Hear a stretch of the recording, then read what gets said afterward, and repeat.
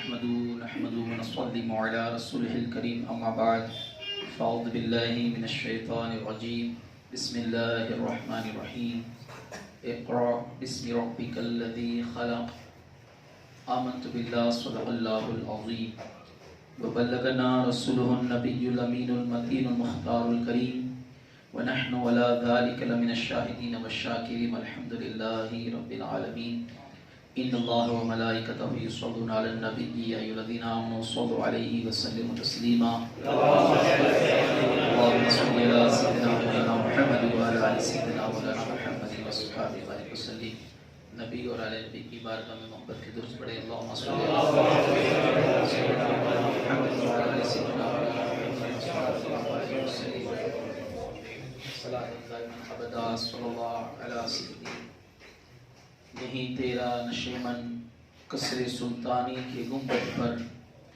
نہیں تیرا نشیمن قصر سلطانی کے گنبد پر تو ساحل ہے بسیرا کر پہاڑوں کی چٹانوں میں تو ساحل ہے بسیرا کر پہاڑوں کی چٹانوں میں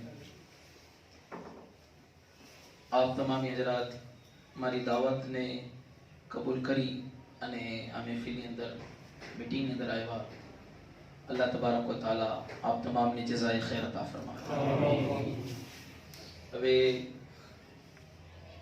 આપ જાણો છો કે આપણો મકસદ અહીંયા જમા થવાનો એક કોમ માટે સમાજ માટે આપણા માટે મારા માટે આપણી ઓલાદ માટે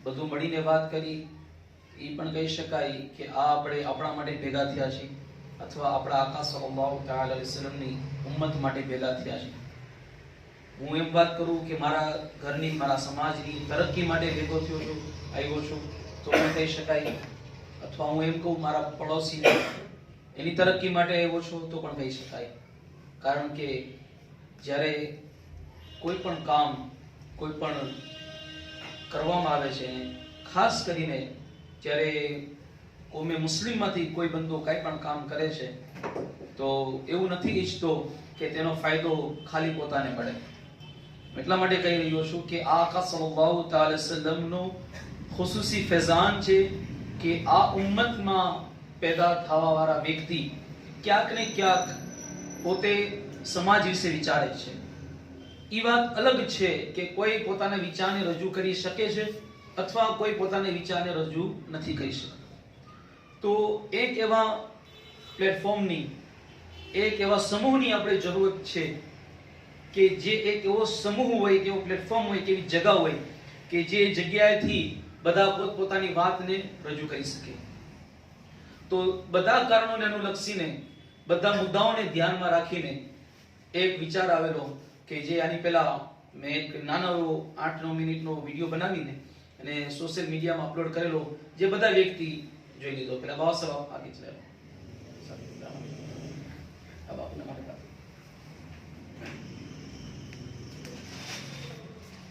જે બધાએ જોયેલો હવે વાત મૂળ મુદ્દા ઉપર આપણે આવીએ જે મેઇન આપણા પોઈન્ટ છે કે આપણે ભેગા થવાનો મકસદ શું છે ભેગા થવાનો મકસદ શું છે આની પહેલા એક મીટિંગ બોલાવેલી જે આપણે સુની સુમરા જમાત ખાનું જે છે તે ઘણા ખરા વ્યક્તિ આવેલા પણ ત્યારે અમુક કારણોસર નહોતા આવી શકે આજે પણ એવું જ છે ઘણા ખરાને આપણે દાવત આપેલી પણ આપ જાણો છો કે બધે લગ્ન પ્રસંગ ચાલુ છે તો બધા ન આવી શકે કઈ વાંધો નહીં પણ જેટલા આવ્યા એ ગનીમત છે આપણા માટે હવે મેઇન મુદ્દાની વાત કરી તો આજે દરેક સમાજ પાસે દરેક વર્ગ પાસે દરેક સમૂહ પાસે કાંઈક ને કાંઈક એ પ્રવૃત્તિ છે કે જેની અંદર પોતે ઇન્વોલ્વ થઈને જે અંદર શામિલ થઈને પોતાના સમાજની પોતાના કુટુંબની પોતાની મિલતની પોતાની કોમની તરક્કી માટે વિચાર કરે છે અને કામ કરે છે કે જેની ઉણપ આજે આપણી પાસે છે જેની ખોટ આજે આપણી પાસે છે એવું નથી કે કોઈ સમાજ કોઈ વર્ગ યા કોઈ પણ ક્ષેત્રની અંદર આપણે નથી કામ કરતા એવું પણ નથી કે દુનિયાના એક ખૂણામાં આપણું કામ નથી થતું પણ જે કામ થવું જોઈએ તે કામ આપણાથી થતું નથી આજે આપણે વાત કરીએ તો મેં કુરાન શરીફની એક આયત પઢી ઇકરા એનો મતલબ શું છે એનો માનો શું છે તો હું આપને વાત કરું ઇકરાનો મતલબ શું છે કે જ્યારે આકા સલ્લલ્લાહુ તઆલા અલૈહિ વસલ્લમ પર પહેલી વહી નાઝિલ થઈ, જે અલ્લાહ તબારક વ તઆલા તરફથી કુરાન જિબ્રીલ અમીન અલૈહિ સલામના ઝરીએ નાઝિલ થયું, તો તેનો પહેલો ઉદ્દેશ શું હતો, પહેલી વાત શું હતી, પહેલા કલમા ક્યા હતા, પહેલા શબ્દો ક્યા હતા? તો કહેવાય ઇકરા, પઢો. શું કહેવામાં આવ્યું? પઢો. હવે એક ખાલી લફ્ઝ પઢો ને આપણે લઈએ ને તો હું સમજી શકું, આપ પણ સમજી શકો કે એની અંદર ઘણી ઘણી વસ્તુઓ શામિલ થઈ શકે. પઢોમાં પડશે ક્યારે માણસ? કે જ્યારે તેની પાસે એક છે, તમારી પાસે હું કોઈ પણ કાગળ લઈને આવું, ડોક્યુમેન્ટ્સ લઈને આવું, કે પઢો. ક્યારે પડશો? કે ત્યારે તમારી પાસે કંઈક નોલેજ હશે. એક ઈ પણ પઢો થઈ શકે. એક ઈ કે તાલીમ હાસિલ કરો, ઈ પણ પઢો થઈ શકે. તો દરેક એતબારથી કોમે મુસ્લિમને અલ્લાહ તબારક વ તઆલા એક લફ્ઝની અંદર ઘણું ખરું કહી દીધું, પઢો અલ્લાહના નામથી. શું કીધું? પઢો અલ્લાહના નામથી. તો આજે આપણે વિચારીને પણ દુઃખ થાય છે કે જે કોમની ઉપર, જે કોમના નબી ઉપર જે પહેલી વહી નાઝિલ થઈ, તેનો ઉદ્દેશ્ય જ હતો કે તમે તાલીમ હાસિલ કરો, અને આજે ઈ જ કોમ દુનિયાના બીજા કોમોની સામે પછાત નજર આવે છે. તો ક્યાંક ને ક્યાંક આપણી કાંઈક ભૂલ, આપણી ગેરસમજ અથવા આપણી ગફલત કહીએ, અથવા કે આપણે ઈ તરફ ધ્યાન જ નથી દીધું કે જે મેન ઉદ્દેશ આપણા નબી સલ્લલ્લાહુ તઆલા અલૈહિ વસલ્લમ લઈને આવ્યા. આની પહેલાની મીટિંગમાં મેં વાત કરેલી કે આકા સલ્લલ્લાહુ તઆલા અલૈહિ વસલ્લમ જ્યારે મક્કા શરીફની અંદર આ પેદા થયા, આ પહેલાની નબુવત ફરમાવ્યું, ઈ સમયની અંદર 2 થી 4 વ્યક્તિ એવા હતા કે જેને હાથમાં કલમ હતી, બોલતે નથી, જે લખવા પડવાનું જાણતા હતા. બાકી બધા ઈ સલાહિયતથી વાકેફિયત નહોતા રાખતા કે બધા લખે વાંચે. પણ આકા સલ્લલ્લાહુ તઆલા વસલ્લમ જ્યારે આ દુનિયાથી પડદો ફરમાવ્યો ઝાહિરી તौर પર, તો ત્યારે 1 લાખથી વધારે સહાબાના હાથમાં આપે કલમ આપેલી. 1 લાખથી વધારે સહાબાના હાથમાં કલમ હતી. અને આપણે આ મઝહબની, જેને સુક્કાની પદ કહીએ, જેને પ્રમુખ પદ કહીએ, હરેક ક્ષેત્રની અંદર, તો આપ જાણો છો, આપ તકારીરોની અંદર સાંભળતા હશો, તો હરેક એતબારથી આપણે જોઈએ ને તો આપણા સમાજના, આપણી કોમના આકા સલ્લલ્લાહુ તઆલા વસલ્લમની ઉમ્મતની અંદર જે પેદા થવાવાળા, એમાં ખુસૂસી જે નોજવાન હોય છે, તેણે આ કોમને આગળ વધારવા માટે ભૂતકાળમાં પણ મહેનત કરેલી. એને એટલી મહેનત કરેલી કે એક નામ હું આપને આપું, મુસઅબ બિન ઉમૈર રદિયલ્લાહુ તઆલા અન્હુ, કે જે એવું નામ, પૈસાવાળી શખ્સિયતનું નામ કયો તો આપ, ખૂબસૂરતનું નામ કયો તો આપ, મોટા ખાનદાનની વાત કરો તો આપ, પણ જ્યારે મુસઅબ બિન ઉમૈર રદિયલ્લાહુ તઆલા અન્હુ આકાની મોહબ્બતની અંદર આવી ગયા, તો આપે આકાની મોહબ્બતમાં બધું તરફ ફરમાવી દીધું અને બસ આકાની મોહબ્બતમાં લીન થઈ ગયા. અને આજ મુસઅબ બિન ઉમૈર રદિયલ્લાહુ તઆલા અન્હુ આકા સલ્લલ્લાહુ તઆલા વસલ્લમની પહેલા મદીના શરીફમાં હિજરત કરીને ગયા હતા, અને ત્યાં આકા સલ્લલ્લાહુ તઆલા વસલ્લમની મોહબ્બતના જામ તમામને પીવડાવ્યા. જે અંસારી સહાબી, જે આપણે જેને કહીએ છીએ મદીના શરીફમાં રહેવા વાળા, તો એવો માહોલ આપે બનાવ્યો કે ઈ સહાબી આકાને જોયા પછી સહાબી બને છે. પણ હું એટલા માટે અરજ કરું છું કે તમને સમજવામાં આવે કે ઈ સહાબાએ કિરામ આકા સલ્લલ્લાહુ તઆલા વસલ્લમની રાહ જોતા હતા, અને ગામની સરહદે, સીમાએ જઈ અને કાયમિક માટે ઇંતજાર કરે કે આકા આજે આવશે, આકા કાલે આવશે, આજે આકા આવશે, સવારે આવશે, બપોરે આવશે. કાયમ કોક ને કોક સમૂહ આવે, કોક ને કોક ટોળી આવે, ટુકડી આવે, કોઈ કાફલો આવે ને જોવે કે આમાં આકા હશે, આમાં આકા હશે. તો ઉદ્દેશ ઈ છે, મારો કહેવાનો મતલબ ઈ છે કે ઈ તડપ જગાવી કોણે? આકાની મોહબ્બતની તડપ જગાવી કોણે? તો ઈ તડપને જગાવવા વાળાનું નામ મુસઅબ બિન ઉમૈર હતું, અને ઈ વ્યક્તિ નોજવાન હતી. ઈ વ્યક્તિ નોજવાન હતી. સલાઉદ્દીન અય્યુબીને લઈ લ્યો, નોજવાન. હજરતે ઉમર બિન અબ્દુલ અઝીઝને લઈ લ્યો, નોજવાન. એવા કેટલા સહાબી છે, કેટલા તાબઈ છે, કેટલા તબે તાબઈ છે કે જેણે નોજવાની અંદર કામ કર્યું. તો આજે આપણે જમાત આજે અક્ષર નોજવાન છે, આની અંદર અક્ષર નોજવાન છે. અને એક આપણી જમાત જે નોજવાનોની બને તો અલ્હમ્દુલિલ્લાહ, પછી આ નોજવાનોની જમાત ઉપર મૌલા અલી અસગરનો, મૌલા અલી અબ્બાસનો, મૌલા અબ્બાસ અલમબરદારનો ફેઝ જારી થાય છે. પછી આપણે કરવાનું કઈ રહેતું નથી, બસ આપણે તો ખાલી ઝરિયો બનવાનું હોય છે. કામ તો ઈ આપણા સરકારો કરે છે, આપણે તો બસ ખાલી 2 કદમ ઉપાડીને આગળ હાલવાનું છે. કારણ કે હિન્દુસ્તાન ગરીબ નવાઝનું છે. આપણે ગરીબ નવાઝના દરના ટુકડા ખાઈને જીવીએ છીએ. તો આ એમનું છે. તો આપણે ભારતની અંદર કાઈ પણ કામ કરશી ને, તો તો જાહેરમાં તો આપણે કરશી, પણ બાતિનમાં એની દોરી, એની બાંગ દોર ગરીબ નવાઝના હાથમાં છે. ભૂતકાળમાં પણ એના હાથમાં જ હતી, અત્યારે પણ એમના હાથમાં જ છે, અને કયામત સુધી ભારતની આખી જીવાદોરી એમના હાથમાં છે. બસ પણ આપણે એક આગળ વધવાનું છે. હવે આગળ ના કહું હું તો ડાયરેક્ટ આપણે મેઈન આપણા પોઈન્ટ ઉપર આવી જઈએ કે આપ ઘણા ખરા જાણો જ છો કે આપની સામે જે આ વસ્તુ લખવામાં આવી છે. પહેલા તો આ ગ્રુપનું નામ છે સપોર્ટ ઉમ્મા.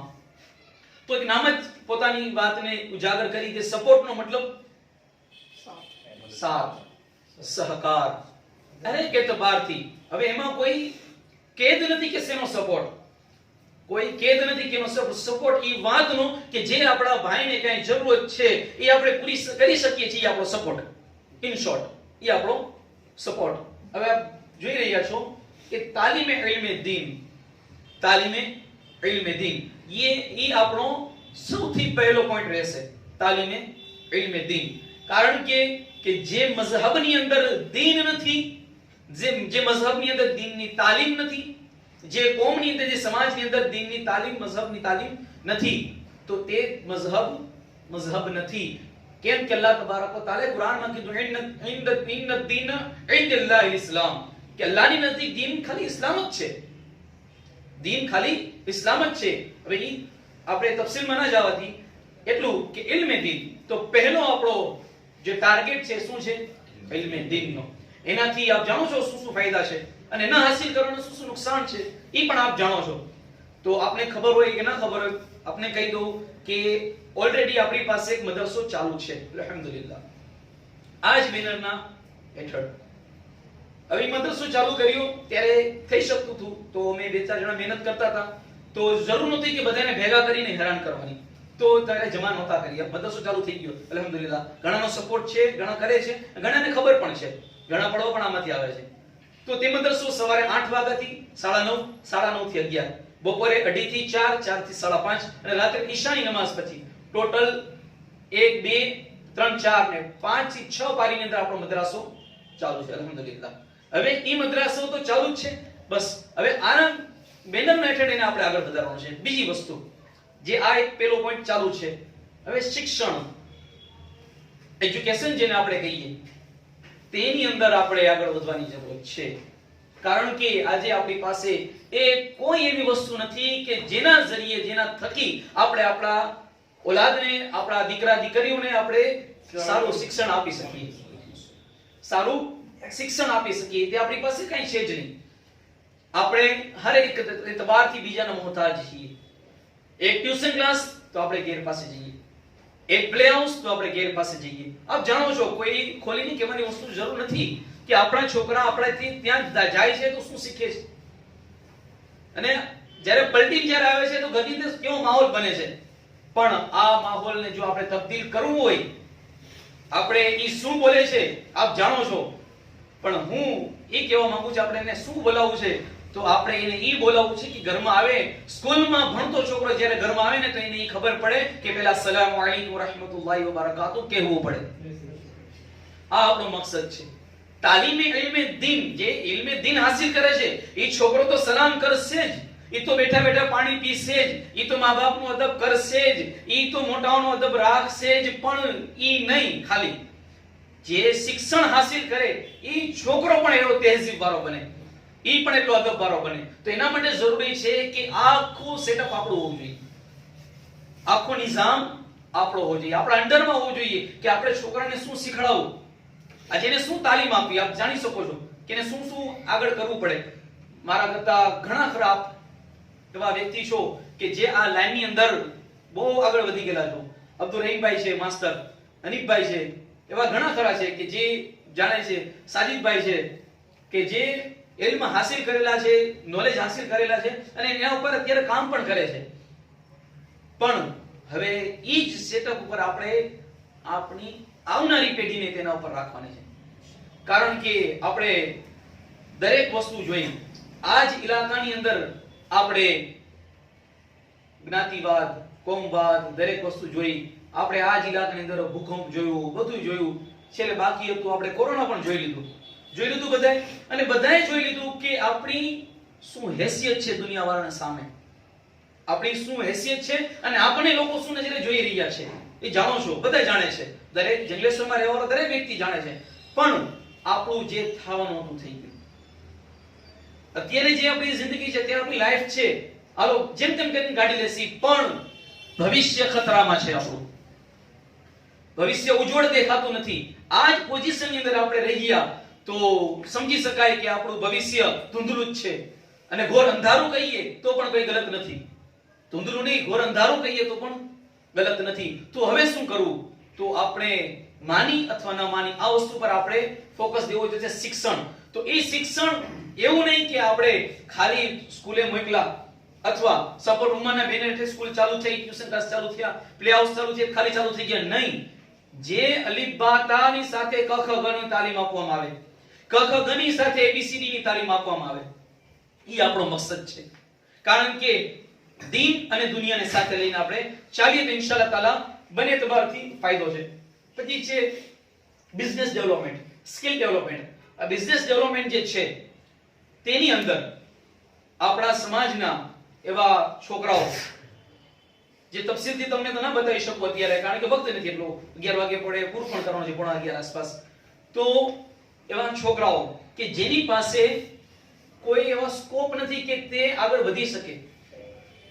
સપોઝ કે કોઈ છોકરાએ 10 ભણી લીધું છે, હવે 10 પછી એને ડિપ્લોમા જવું, આઈટીઆઈ કરવું, કઈ જોબ સર્ચ કરવી અથવા આગળ ભણવું, 11 કરવું, શું કરવું? તો તેની પાસે મેજોરિટી આપણા છોકરા તે અસમંજસમાં હોય છે કે હવે શું કરવું. આપણી પાસે પૂરી ગાઈડલાઇન્સ નથી. આપણી પાસે એવા કોઈ સમૂહ નથી કે જે આપણો છોકરો ત્યાં જઈને પૂછે કે મારે હવે શું કરવું. તો ભવિષ્યમાં પછી શું નીકળે છે? પછી 10 પછી 1 વર્ષ રખડે, ફેલ, બીજું વર્ષ રખડે, તો ઘરેથી કે બેટા આ રખડસ પોસાતું નથી, કામે ચડી જા. શું એનું ફ્યુચર, શું એનું ભવિષ્ય પૂરું? કારણ કે એક છોકરો એક કામ ચડે 5000 10000 આપે, એક જેને આપણે પેન કિલર એનું કામ કરે, રોગ મિટાવે નહીં, પણ આપણે કામ ઈ કરવાનું છે કે જડ મૂળમાંથી બીમારી ન કાઢે. તો એના માટે જરૂરી છે કે દીન ને દુનિયાની બંને તાલીમ એને આપી. હવે 10 પછી શું કરવું? તો એની ગાઈડલાઇન્સ પણ ઇન્શાઅલ્લાહ તાલા આપણા ગ્રુપ તરફથી આપવામાં આવે, એવો આપણો ધ્યેય છે. પછી હવે એને ભણવું છે 11 12, છોકરો ટેલેન્ટેડ છે પણ એની પાસે પૂરતી રકમ નથી, પૂરતી ફીસ નથી, તો ઇન્શાઅલ્લાહ તાલા એને પણ આપણું ગ્રુપ પૂરી રકમ પાડે, ઈ આપણો ધ્યેય છે. પછી 10 પછી 12 માં ગયા, 12 ની અંદર હવે શું કરવું? તો ઇન્શાઅલ્લાહ તાલા આપણો ત્યાં સુધીનો પ્લાનિંગ છે ઇન્શાઅલ્લાહ તાલા કે છોકરાને હરેકે તો 12 થી ભણવું છે. તો શું ભણવું છે? હા, અને પહેલી વસ્તુ એક જોવામાં આવશે કે તેની અંદર હુનર છે, તેની અંદર કાબિલિયતતા છે, તો જ એને આગળ વધારવાનું. એવું નહીં કે બધાય આવ્યા મફતમાં ભણ્યા, ફીસ લઈને નવરા થયા. કારણ કે આપણે કરસી તો આપણા ખીચાના પૈસાનું કરસી, ખિસ્સામાંથી પૈસા કાઢશે ને. કોઈ આપણને ગવર્નમેન્ટ સહાય નથી કે ભાઈ હાલો આ ચૂંટણી ફંડ છે કે ફલાણું કે આ ફંડ છે, તો આપણે હક મહેનતના પૈસાથી કામ કરીએ છીએ. તો આપણે એવી જગ્યાએ વાપરવામાં આવશે આપણા પૈસાને કે જે લાયક પૈસા લાયક વ્યક્તિના હાથમાં પડે. હવે તો એને એતબારથી આપણે એને ગાઈડલાઇન્સ પૂરી પાડી. પછી 10 12 પછી કોલેજ કરે છે, તો હવે આ દરમિયાનમાં ઘણી ભરતીઓ આવે છે, સરકારી ભરતી. અમુક 8 પાસ પછી, અમુક 10 પાસ પછી, અમુક 12 પાસ પછી, અમુક ગ્રેજ્યુએશન પછી આવે છે. તો એની પણ ગાઈડલાઇન્સ આપણો ગ્રુપ પૂરું પાડે. પછી એની તૈયારીઓ શું કરવાની, એની પણ ગાઈડલાઇન્સ આપણો ગ્રુપ પૂરું પાડે. હવે એક નાની એવી વાત બિઝનેસ ડેવલપમેન્ટની વાત કરું તો આપણે સમજી લઈએ કે ભાઈ બાપુ છે, બાપુને કરિયાણાની દુકાન છે, મોહમ્મદ હનીફભાઈ છે, એમને આપણે શાકભાજીની દુકાન છે, બરોબર? એમાં આપણે 10 20 25 ધંધા આપણે લઈએ કે જે ઓલમોસ્ટ બધા કરતા હોય ધંધા. તો એની અંદર શું? તો આપણી પાસે એક બિઝનેસ ડાયરેક્ટરી હોય, એક બિઝનેસ ડાયરેક્ટરી હોય. તો જે ડાયરેક્ટરીમાં દરેક પ્રકારના નામ હોય, દરેક પ્રકારના બિઝનેસના નામ હોય. જેવી રીતે કે પેલું ખાનું મોબાઈલનું, પેલું ખાનું મોબાઈલનું. હવે ઈ ખાનાની અંદર આપણા જંગલેશ્વરની અંદર જે કોઈ વ્યક્તિ મોબાઈલને રિલેટેડ કામ કરતું હોય તેના નંબર, તેનું જે જગ્યાની દુકાન છે, જો ઘરે કામ કરે શોપ છે, XYZ, તે ત્યાં લખવાનું. લાઇટ ફિટિંગ વાળા લખો, ઇલેક્ટ્રિશિયન લખો, ડોક્ટરો છે તેનું લખો. વાત કુલ આપણે કરીએ તો દરેક એતબારથી આપણા સમાજની અંદર જે જે વ્યક્તિ જે જે કામ કરે છે તેનું એક આપણે આખું ફોર્મ નક્કી કરીએ. એક આપણી જેની યલો પેજીસ કહેવામાં આવે, આપણે બિઝનેસ ડિરેક્ટરી આપણે રાખીએ. એ બિઝનેસ ડિરેક્ટરી આપણા લતામાં ઇલાકામાં રહેવાવાળા દરેકના ઘરે તે હોય. એનાથી ફાયદો શું? એનાથી ફાયદો એ રહેશે કે આપણા પૈસાનું રોટેશન છે ને એ જારી રહેશે અને આપણો પૈસો ફરીને આપણી પાસે જ આવશે. આપણો પૈસો ફરીને આપણી પાસે આવશે. એનો મતલબ એવો નથી કે આપણે ગ્રુપ તરફથી કામ કર્યું તો એને ફરજિયાત એમાં પૈસા દેવાના નહીં. એવું કોઈ વસ્તુ નથી. અને આ ગ્રુપની અંદર પહેલી વાત એ કરું કે કોઈ એમ ન સમજે કે આપણે જાસી તો આપણે આટલા પૈસા દેવા પડશે, ફરજિયાતમાં છે નહીં. 100 વાર વિચાર કરો અને 101 વાર તમારું દિલ એમ કહે કે હા આમાં તન મન ધનથી સાથ આપવો છે તો વેલકમ. પણ કોઈ વ્યક્તિ, લાસ્ટ ટાઈમ પણ મેં વાત કરી હતી કે કોઈ વ્યક્તિ આ જીવન આ ગ્રુપને 1 રૂપિયો નહીં આપે પણ પોતાના સારા વિચારથી મદદ કરશે તો પણ તે આ ગ્રુપનો સદસ્ય છે. કોઈ એક આ જીવન કાંઈ સારું કામ નહીં કરે, ગ્રુપમાં ક્યાંય કામે નહીં આવે, મીટિંગમાં પણ નહીં આવે, પણ તેમની વાતથી સમાજને ફાયદો થશે, કોમને ફાયદો થશે તો પણ તે આ ગ્રુપનો સદસ્ય છે. પછી એજ્યુકેશન ગાઈડલાઈન ની વાત કરી, ગવર્નમેન્ટ જોબની વાત કરી, સરકારી યોજનાની વાત કરી. હવે બની શકે કે આની અંદર પેટાની અંદર ઘણી પણ વસ્તુ શામેલ થાય અને આપના સુઝાવ, આપના આઈડિયાઝથી એમાં તબદીલી પણ થઈ શકે. અત્યારે આપણા ગ્રુપની અંદર કોઈ પ્રમુખ, કોઈ ઉપપ્રમુખ, કોઈ જાતનો હોદ્દેદાર અત્યારે કોઈ છે નહીં. અત્યારે બધા સરખા. પણ અલ્લાહનો કરમ થયો અને આપણે આગળ વધ્યા તો પછી વિચાર છે કે હવે શું કરવાનું. કારણ કે કોઈ પણ ગ્રુપ સમૂહ જ્યારે આગળ વધે છે તો એનું માળખું તૈયાર હોવું જરૂરી છે. વગર માળખાનું કોઈ પણ કામ થતું નથી. હવે પહેલો સ્ટેપ શું આપણે ઉપાડવામાં આવશે? તો પહેલો સ્ટેપ જે આપણે વિચાર કરેલ છે અને અલ્હમ્દુલિલ્લાહ આજે અસરની નમાઝ પહેલા હું એક જગ્યાએ ગયો તો જેની ગઈ મીટિંગમાં મેં વાત કરેલી કે આપણી જે કલરવ સ્કૂલ છે, કલરવ સ્કૂલની જે અડધી બિલ્ડિંગ છે 165-70 વારની આસપાસ છે કે જે આપણે એક મુસલમાન ભાઈ લીધેલી છે. તો તેની નીચે 4-5 રૂમ છે, ઉપર 4-5 રૂમ છે, હોલ જેવી જગ્યા છે. તો માશાઅલ્લાહ અત્યારે આપણે સ્કૂલ ઊભી કરીએ એવું અત્યારે આપણો ગ્રુપની ઓલી છે નહીં. ઇન્શાઅલ્લાહ તાલા ભવિષ્યમાં તો વિચાર છે જ, 100% વિચાર છે. પણ અત્યારે એક આપણે સારું એવું ઇસ્લામિક પ્લે હાઉસ ખોલવાની ઈચ્છા છે. ઇસ્લામિક પ્લે હાઉસ, ત્યાં આપણા છોકરા, આપણા છોકરી બચપનથી ને ત્યાં જાય ને તો એ ઇસ્લામી માહોલની અંદર આવી જાય. અને એની અંદર પણ ઇન્શાઅલ્લાહ તાલા આપણે એવા વ્યક્તિને જ રાખશી કે જેની પાસે દુનિયાવી નોલેજની સાથે સાથે ઇલ્મે દીન પૂરતું હોય. કારણ કે ઇલ્મે દીન ન હોય તો એ શીખડાવશે શું? તો એવા વ્યક્તિને આપણે ઓરતને રાખી, સમૃદ્ધને રાખી, એ પછીની વસ્તુ છે. અને એ જ જગ્યાએ આપણે ઇન્શાઅલ્લાહ તાલા ટ્યુશન ક્લાસીસ ચાલુ કરવાનો ઈરાદો છે.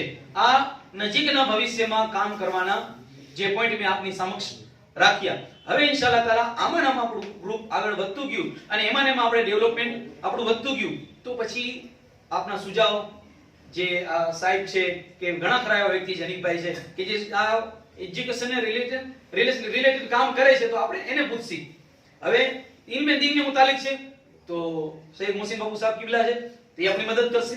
તો એ રીતે આપણે દરેકને ભેગા મળીને આ કામ કરવું છે. હવે વાત કરું તો મેં તમને વાત કરી કે સરકારી યોજનાની ગાઈડલાઈન તો આપણે તોફીકભાઈ છે, એવા ઘણા છે આપણી અંદર કે જ્યાં આપણે ઓળખતા નથી પણ ઇન્શાઅલ્લાહ તાલા ભેગા થશે આપણી પાસે તો ઈ આપણને સપોર્ટ કરશે. નવાઝભાઈ છે તો ઈ સરકારી યોજના દરેક એતબારથી સપોર્ટ કરશે ઇન્શાઅલ્લાહ તાલા. ઇન શોર્ટમાં વાત કરું કે એવું કામ જે આપણે કરવાનું છે કે જે ભૂતકાળમાં આપણથી નથી થઈ શક્યું ઇન્શાઅલ્લાહ તાલા એવું કામનું આપણી ઈચ્છા છે. અલ્લાહ તબારક વ તઆલા આપણી કામની અંદર મદદ ફરમાવે અને સાબિત કદમી અતા ફરમાવે. સાદાતોનો સદકા આપણી દુઆને કબૂલ ફરમાવે. હવે હું એ ઈચ્છા રાખું છું કે સૈયદ મોહસિન બાપુ સાહેબ કિબલા બે શબ્દ આપણને કહે, અમને એમના દિલમાં જે વાત છે એ વાત રજૂ કરે. મારી તકબીર. السلام علیکم ورحمۃ اللہ وبرکاتہ. وعلیکم السلام ورحمۃ اللہ وبرکاتہ. نحمده ونصلي ونسلم علی رسول الکریم. اردو چلے گا؟ زیادہ تو نہ مجھے ان چیزوں کے بارے میں معلومات بھی ہے اور گزشتہ جو میٹنگ ہوئی اس کے بارے میں بھی مجھے خبر دی گئی تھی مگر کچھ معاملات کی وجہ سے نہیں آ سکا. آج بھی کوشش کی ہے کہ ایک حاضری آپ کی بارگاہ میں دے دوں اور جو دل کے اندر ہیں باتیں وہ آپ کی بارگاہ میں عرض کروں اور بالکل اختصار سے.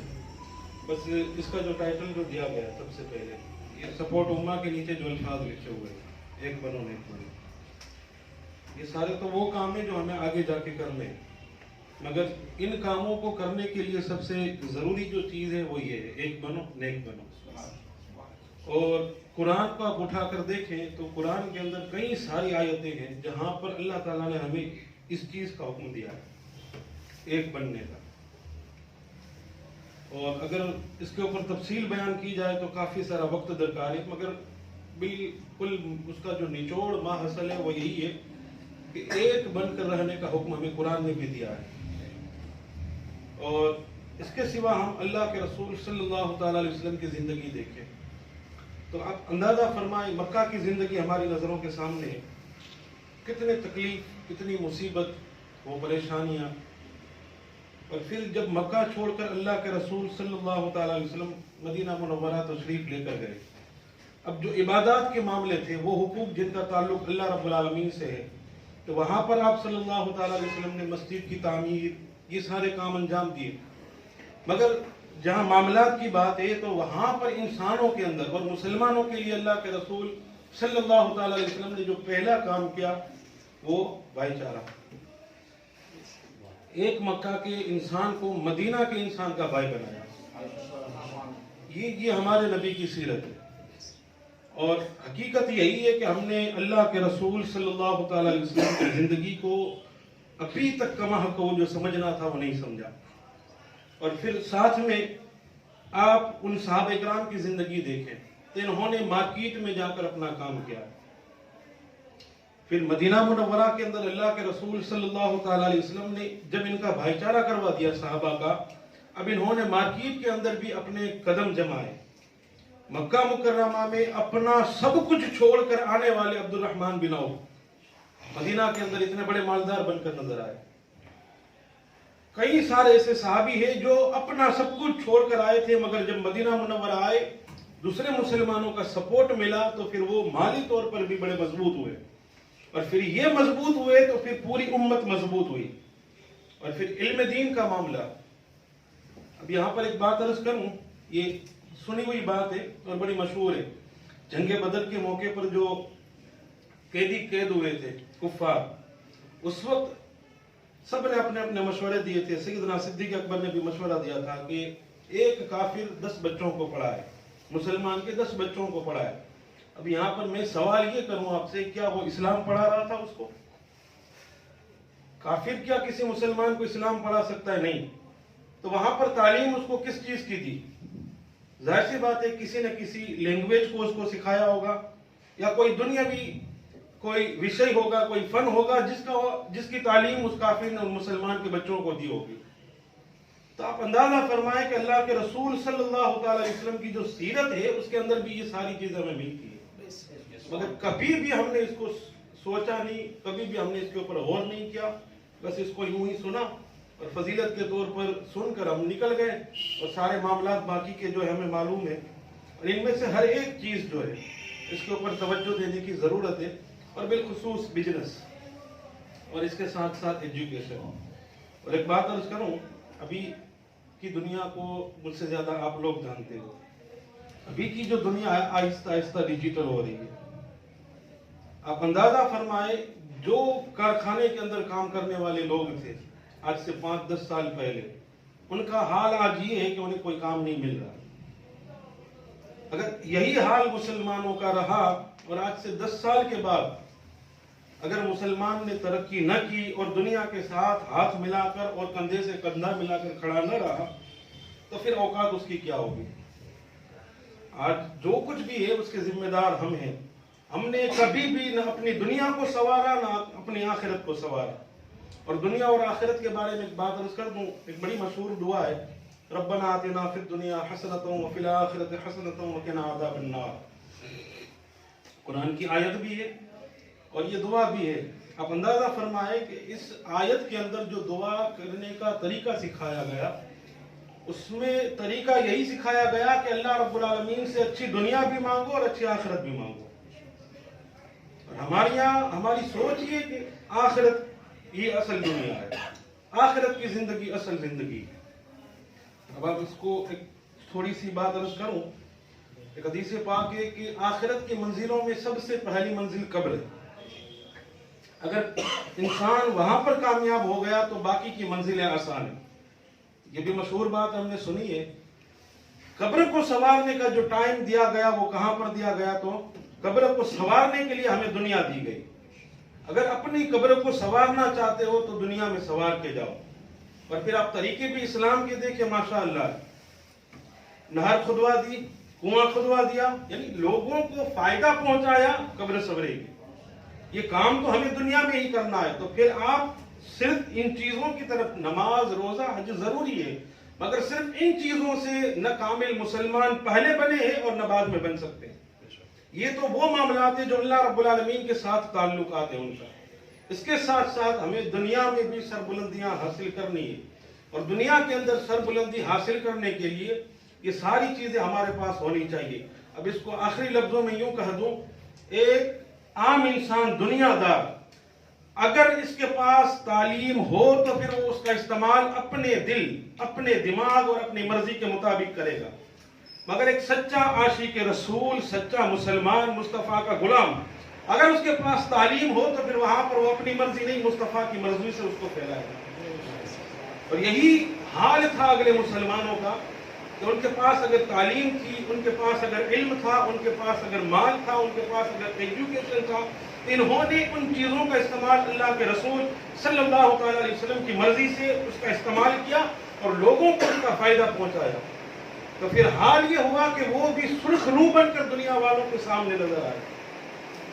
آج تک مسلمانوں کا حال یہی تھا، یہ پچھلے چند سالوں، بلکہ یہ اگلی جو صدی گزری ہے، وہاں سے مسلمانوں کی تذلیل اور مسلمانوں کا نام برباد ہوا۔ ورنہ اس سے اگلی تاریخ آپ اٹھا کر دیکھیں تو ماشاءاللہ مسلمانوں کا نام عروج پر تھا، طاقت کے معاملے میں، مالداری کے معاملے میں، سخاوت کے معاملے میں، بہادری کے معاملے میں، ایجوکیشن کے معاملے میں، تعلیم کے معاملے میں، لوگوں کی مدد کرنے کے معاملے میں، ایک ایک چیز آپ مسلمانوں کو وہاں دیکھ سکتے تھے، اور دنیا اسی وجہ سے مسلمانوں کا لوہا مانتی تھی۔ تو سب سے پہلی چیز جو ہے وہ ہمیں یہ ہے کہ ایک بنو۔ جب ایک بنیں گے تو پھر جا کر ہمارا دوسرا سٹیپ ہے نیک بنو۔ نیک بن جائیں گے پھر یہ سارے کام ہمیں انجام دینے۔ اور یہاں پر ایک اور بات عرض کر دوں، ایک بڑی مشہور بات ہے کہ پوری کائنات کے انسان جو ہے وہ ایک جسم کی طرح ہے۔ کسی صوفی کی کہی ہوئی بات ہے کہ پوری کائنات کے انسان جو ہے وہ ایک جسم کی طرح ہے۔ یہ بھی ہم نے سنا، مگر اس کے اوپر بھی آپ توجہ دیں تو حقیقت اس کی یہ ہے کہ ایک انسان کا جو جسم ہوتا ہے، اس جسم کے اندر الگ الگ قسم کے اجزاء ہیں، ہاتھ ہے، پاؤں ہے، آنکھیں ہیں، ناک، کان، دماغ، عقل، یہ ساری چیزیں جو ہیں وہ الگ الگ ہیں۔ تو اگر پوری امت ایک جسم بن کر رہے، ان میں اس امت کے اندر ایسے لوگ جو ہاتھ کا کام کر سکتے ہیں وہ ہاتھ کا کام کر لیں، جو پاؤں کا کام کر سکتے ہیں وہ پاؤں کا کام کر لیں، جو دماغ کا کام کر سکتے ہیں وہ دماغ کا کام کر لیں، جو آنکھ کا کام کر سکتے ہیں وہ آنکھ کا کام کر لیں۔ ہر کوئی اپنے حساب سے کام کرتا چلا جائے، پورا جسم تیار ہو جائے گا اور پوری کی پوری امت جو ہے وہ ایک بن کر رہ سکے گی۔ یہ بزرگوں کی دی ہوئی چیزیں ہیں جن کو ہم نے بھلا دیا۔ ہم ایک بننے کے لیے بھی پھر بڑی پریشانیاں ہوتی ہیں، یہ اس کو ملا، یہ اس کو ملا۔ دل ہر کسی کے بننے کی طاقت نہیں، یہ اللہ دیتا ہے، کسی کو دل بنا دیتا ہے، کسی کو ہاتھ بنا دیتا ہے، کسی کو آنکھ بنا دیتا ہے۔ تو تمہیں اللہ رب العالمین نے جو ہنر دیا، تمہیں اللہ رب العالمین نے جو استطاعت دی، اس کے حساب سے کام کرتے چلے جائے، مگر ایک بن کر کرے۔ اور ایک بن کر اگر ہم نے کام کرنا شروع کیا تو پھر انشاءاللہ ان ساری چیزوں کے اندر بھی اگر ہم اسی طرح کام کرتے چلے جائیں تو کامیابی اللہ رب العالمین ہمیں عطا فرمائے گا۔ اور ویسے بھی مسلمان کے پاس اللہ تعالیٰ نے یہ جو دعائیں دی ہیں، سب سے بڑی چیز مانگنے کا جو ذریعہ، ہم اپنی کوشش کریں اور پھر اللہ رب العالمین سے مانگیں۔ بس یہی طریقہ ہمیں ہمارے بزرگوں نے بھی دیا تھا اور یہی طریقہ ہے جو کامیاب اور کامران ہے۔ ہم اپنی کوشش کریں اور کوشش کرنے کے بعد سارا معاملہ اللہ کے حوالے کر دیں، اللہ کے سپرد کر دیں، انشاءاللہ اللہ تعالیٰ کامیابی عطا فرمائے گا۔ اللہ تعالیٰ اس کے اوپر سب سے پہلے مجھے عمل کرنے کی توفیق عطا فرمائے اور اس کے بعد ہم سب کو اس کے اوپر عمل کرنے کی توفیق عطا فرمائے۔ وآخر دعوانا ان الحمد للہ رب العالمین۔ السلام علیکم۔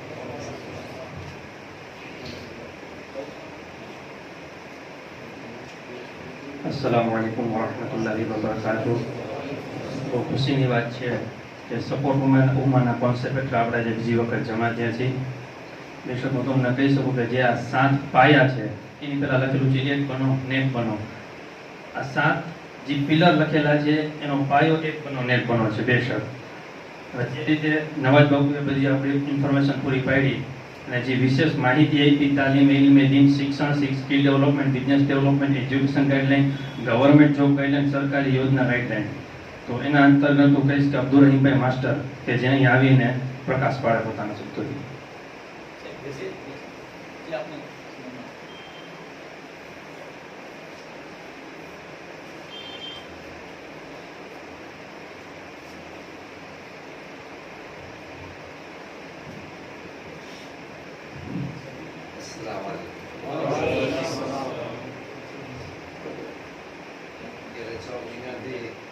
પ્રાથમિક શિક્ષકમાંથી રિટાયર્ડ છું, નિવૃત્ત છું. 34 વર્ષની નોકરી કરેલી છે અને જ્યારે 1984માં 10મા પછી પીટીસી કાઢી હતું અને પીટીસી કર્યા પછી જ્યારે હું નોકરી કરવા માટે પેલો રાજકોટમાં લઘુમતીની સ્કૂલ હતી.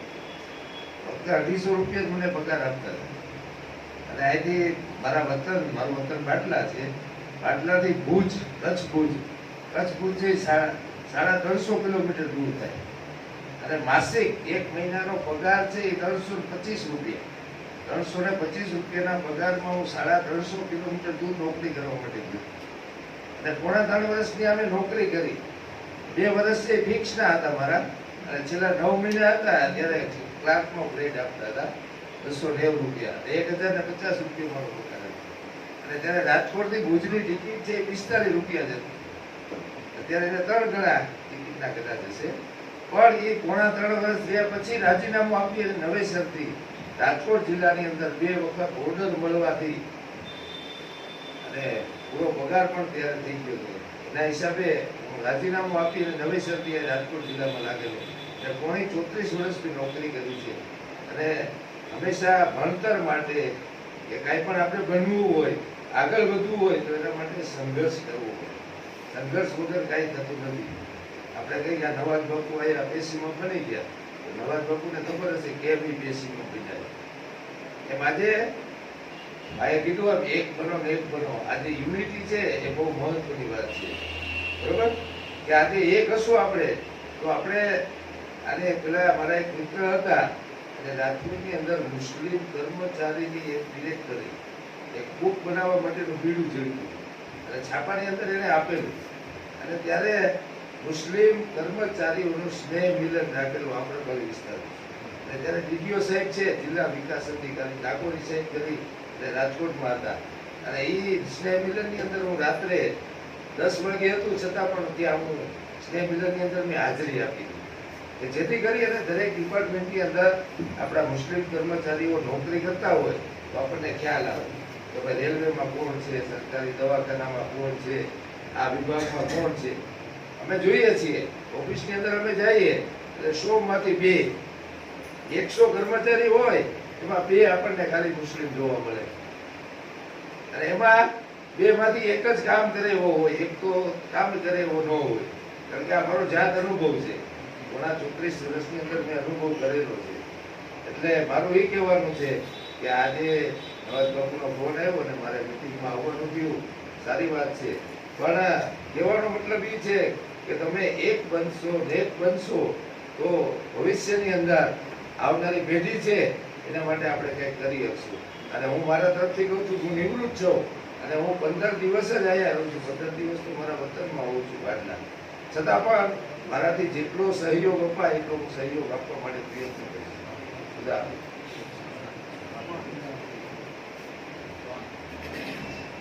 બેશક માશાઅલ્લાહ કે સરકારી નોકરી આપણી જિંદગી માટે, આપણા સમાજ માટે, આપણા છોકરાઓ માટે કેટલી ઉપયોગી છે તે અબ્દુલ રહીમ સાહેબ માસ્તરે કીધેલું છે આપને. હવે હું શબીર સાહેબ તેનું હું ખાસ કહીશ કે પોતે અહીંયા આવી અને પોતે જે અત્યારે કામ કરી રહ્યા છે. પેલી વસ્તુ તો શિક્ષણની અંદર ખાલી એવું જ નથી આવતું કે ખાલી સરકારી નોકરી મેળવી શકી, શિક્ષણની અંદર એવું નથી કે ખાલી જોબ કરી શકી, પણ જે શબીરભાઈ અત્યારે કામ કરે છે ખાસ કરીને હું કહેવા માંગુ છું કે ડિજિટલ મીડિયાથી ડિજિટલ મીડિયાથી જે પૈસા કમાય છે, કઈ રીતે પોતાનું ટેલેન્ટ આખી દુનિયામાં ફેલાવી શકાય, કઈ રીતે પોતાના ટેલેન્ટથી બીજાને ફાયદો પહોંચાડી શકાય. અને બીજા પણ એવા ઘણા લોકો છે કે જે આવા વ્યક્તિઓને ઝંખે છે. એના માટે હું ખાસ કહીશ કે સબીરભાઈ અહીં આવી અને પોતાના બે શબ્દો કહે. અસ્સલામુ અલૈકુમ. લાઈફની અંદર સૌથી પહેલા તો એક દિશા મળવી જરૂરી છે, અને એમાં પણ સાચી દિશા. આપણે રણની અંદર હલવાઈ ગયા હોય તો ચારે બાજુ એક સરખું દેખાતું હોય, તો સૌથી પહેલી જે જરૂરી વસ્તુ છે એ શું છે? તો કે સાચી દિશા. પછી બીજી જે જરૂરી વસ્તુ છે એ છે શરૂઆત. સાચી દિશા મેળા પછી પણ આપણે ત્યાં ને ત્યાં ઊભા રહીએ અને શરૂઆત જ ના કરીએ તો કાંઈ મહત્વનું નથી. જો આપણે આપણી મંઝિલ સુધી પહોંચવું હોય તો સૌથી પહેલા સાચી દિશા મળવી જરૂરી છે અને પછી આપણે શરૂઆત કરવી જરૂરી છે. તો માશાઅલ્લાહ કંઈક દિશા તો મળી છે, જે સપોર્ટ ઉમ્માના નામે છે. હવે માત્ર શરૂઆત જે કરવાની હતી એ પણ આપણે બધા સાથે આજે મળી ગયા છે અને શરૂઆત થઈ ગઈ છે. તો મોસ્ટ ઓફ બધા મુદ્દાઓ તો આવી ગયા છે, જેવું મૌલાના સાહેબે કીધું અને હઝરતે પણ કીધું કે ઘણી વખત એવું બનતું હોય કે આપણી સામે જે વસ્તુ રાખેલી હોય તેમ છતાં આપણે એ વસ્તુને જોઈ ન શકીએ, એ બીજી વ્યક્તિ જોઈ શકતા હોય. જેમ કે હું આ 7 એજન્ડા જ જોતો હતો, હઝરતે આજે 2 એજન્ડા એની અંદર વધારી દીધા. એક બનો અને નેક બનો.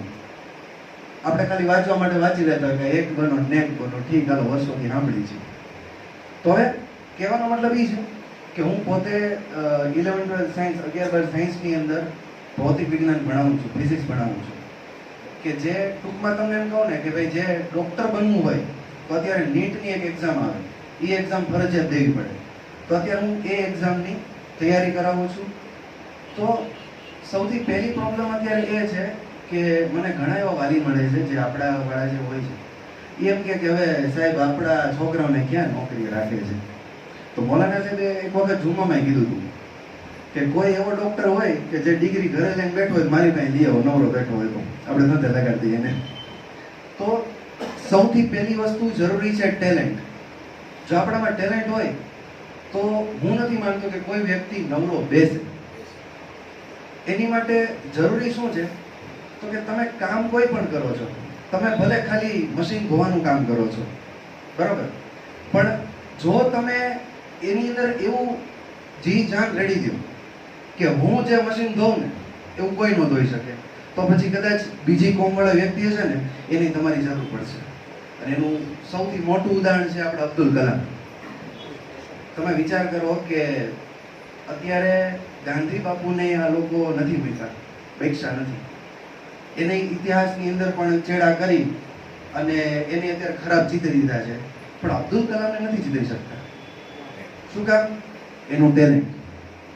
તો સૌથી પહેલા આપણે એવો દ્રઢ નિશ્ચય કરવાનો છે કે આપણા જે બાળકો છે કોઈ પણ લાઈનમાં કેમ નથી હોતા, કદાચ નથી ભણતા પણ અત્યારે બીજી કંઈક લાઈનમાં છે, તો એને અત્યારે ઈ સલાહ પહેલા આપો કે તમે જે પણ કામ કરો છો એની અંદર તમારું જી જાન રેડી દો. તમને 10 રૂપિયા મળે છે ભલે મળે, પણ 100 રૂપિયાનું કામ કરો.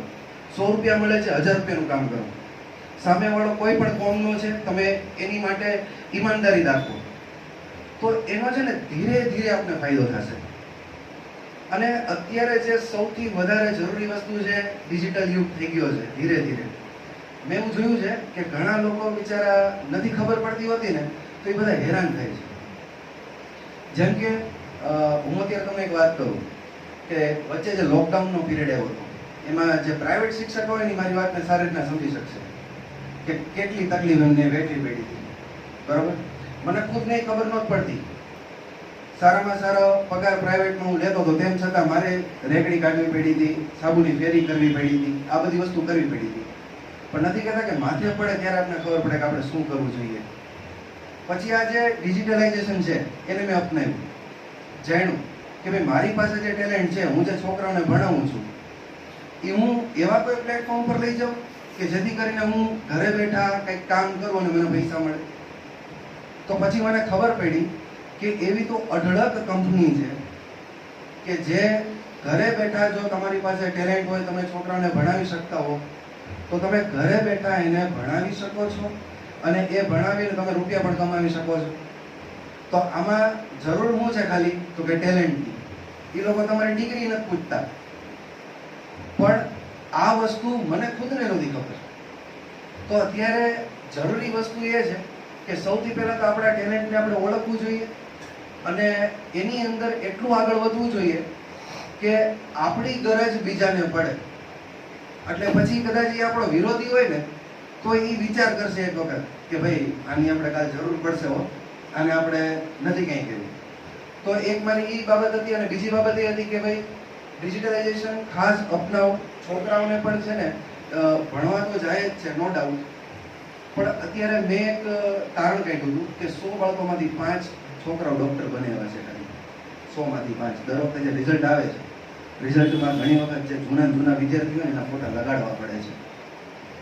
તો આમાં ખાલી જરૂર કેટલી હોય ખબર છે કે ખાલી બાળક જે ધ્યાન આપે છે એની કરતાં જો ખાલી 5% ધ્યાન આપે ને તો એ સારામાં સારો ડૉક્ટર બની શકે. જે ધ્યાન આપે છે એની કરતાં 5% વધારે ધ્યાન આપે ને તો એ સારામાં સારો એન્જિનિયર બની શકે. અને આ કેવી પ્રોસેસ છે ખબર છે? ટાઈમ ટેકિંગ પ્રોસેસ છે. અત્યારે એવું બને કે આપણે બધા એજન્ડા લઈને ઊભા છે, આનો ફાયદો આપણે કદાચ કોઈ ન મળે, પણ આજથી 25 વર્ષ પછી કે આ વસ્તુ એવું એક ફળ આપણને આપે કે જેનો ફાયદો આપણી કોમને મળે. અને આપણે ખરેખર અલ્લાહ પાકના કરોડો એહસાન કે નવાજ બાપુને આ વિચાર આવ્યો અને એના વિચાર થકી આપણે આ બધા અહીંયા ભેગા થયા. તો આપણે એવું નથી સમજવાનું કે ભાઈ હાલો આપણું થઈ ગયું એટલે પૂરું થઈ ગયું. આપણે આ એવી રીતના આ લાઈફમાં આગળ વધવાનું છે કે જેથી કરીને આપણે એક ચોક્કસ ખબર જ હોવી જોઈએ કે આનો 25 વર્ષ પછી આપણે ભલે ફળ મળે, પણ તેમ છતાં આપણે જે આપણો મકસદ છે એ મકસદ આપણે મૂકવો નથી. તો હું એટલું જ કહેવા માંગીશ. વાખરું દાવાના અલ્હમ્દુલિલ્લાહ. માશાઅલ્લાહ. સબીર સાહેબે વાત કરી તો સરસ વાત કરી, અને એને જે મુદ્દો કવર કર્યો કે મુસલમાનોને નોકરી નથી મળતી, એ વાત તો સદંતર ખોટી છે. તમે માની લો કે કોઈ ભરતી બહાર પડી, 200 ભરતી બહાર પડી, તો માની લે કે 10 જણાનું સેટિંગ હશે, 20 જણાનું સેટિંગ હશે, 30 જણાનું સેટિંગ હશે, કે કોઈ ને કોઈ રાજકીય ભોગ ધરાવતો એની રીતે લાગી જાય, પણ 170 માં તો આપણે આવી શકીએ ને. તો આપણી લેવલની મહેનત જ નથી કે આપણે અહીંયા પહોંચી જાય. તમને જાણીને આશ્ચર્ય થશે કે હાઈકોર્ટની અંદર પોસ્ટ છે સ્ટેનોગ્રાફરની પોસ્ટ. ઇંગ્લિશ સ્ટેનોગ્રાફર આવે, ગુજરાતી સ્ટેનોગ્રાફર આવે. સ્ટેનોગ્રાફર તમે 60 માર્કની પરીક્ષા આવે આ સ્ટેનોગ્રાફરની, પણ 60 માર્કની પરીક્ષામાં 1-1.5 વર્ષની મહેનત જોઈએ. જો તમે 1-1.5 વર્ષની મહેનત કરી લો, એક સ્પેશિયલ લેંગ્વેજ શીખવાની આવે. આ વસ્તુ મને પણ નહોતી ખબર, મારો એક ફ્રેન્ડ છે એના થ્રુ મને જાણ કરી, અને અત્યારે વડોદરા હાઈકોર્ટની અંદર છે. એ વ્યક્તિએ મને કીધું કે આ રીતે કરો તો તમારો pay grade starting pay grade 53,000 લાગુ પડે, અને તમે કેવો ક્લાસ ઓફિસર. ખાલી નોકરી તમારે 10 વાગે જવાનું અને 6 વાગે આવી જવાનું. જજનાથી ચુકાદા આવે, એ ચુકાદા તમારી લિપિની અંદર કન્વર્ટ કરવાના અને ગુજરાતી લિપિમાં એને ટ્રાન્સફર કરવાના. આ જ વર્ક બસ. આપણા મુસલમાનોને એ પણ નથી ખબર પડતી કે આપણે બહુ અફસોસની વાત છે કે આપણે કોઈ જાણકાર ન મળ્યો, કોઈ ગાઈડલાઇન્સ ન મળ્યા, એના કારણે આપણે પાછા થઈ ગયા. આજે હું પણ અફસોસ મને થાય છે કે 30 વર્ષની ઉંમર મને ખબર પડી કે આવી સ્ટેનોગ્રાફરની જોબ પણ હાઈકોર્ટની અંદર થાય છે. એક સામાન્ય 12 પાસ ઉપર જોબ થાય છે. 12 પાસ હોય એને પણ આ જોબ મળી જાય છે. બહુ અફસોસની વાત છે. હવે હું વિનંતી કરીશ કે હનીફભાઈ માસ્ટર કે જે અહીં આવીને પોતાનો વિશેષ કરે. પ્લીઝ બે શબ્દ.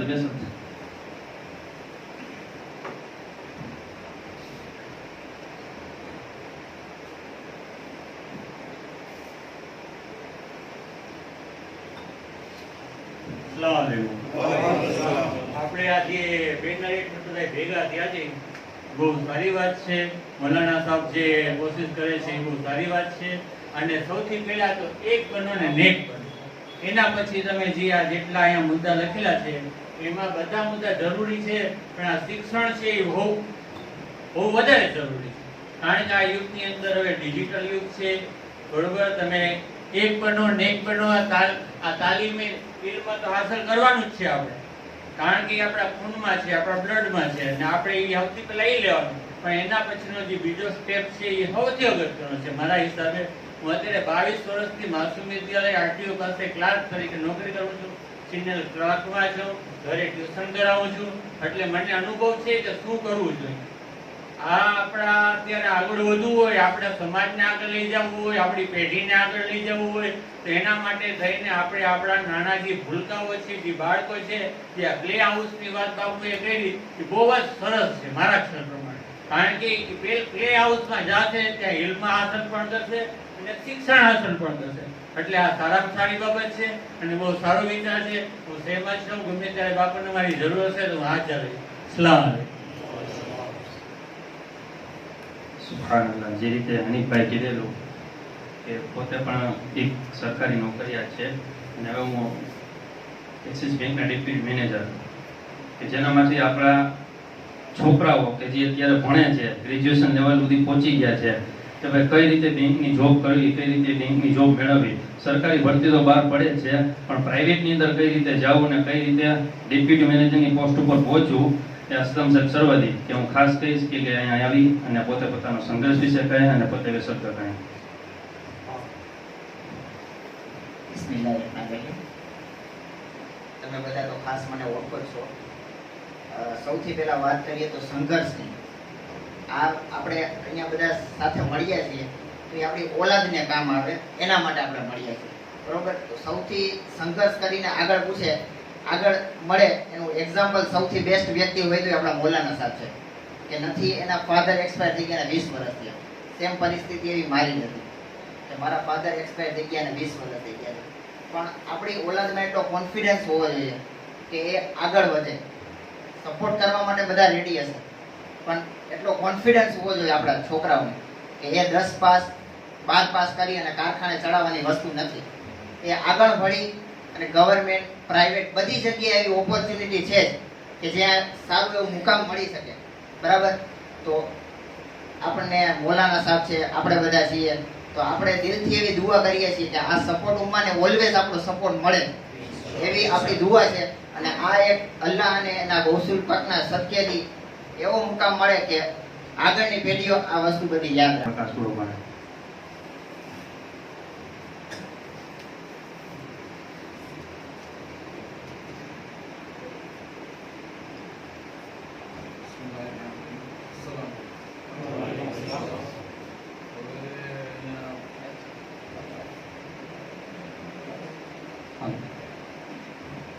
અહીંયા બધાએ ઘણા બધા પોતાના પોતાના વિચારો બધાએ સાંભળ્યા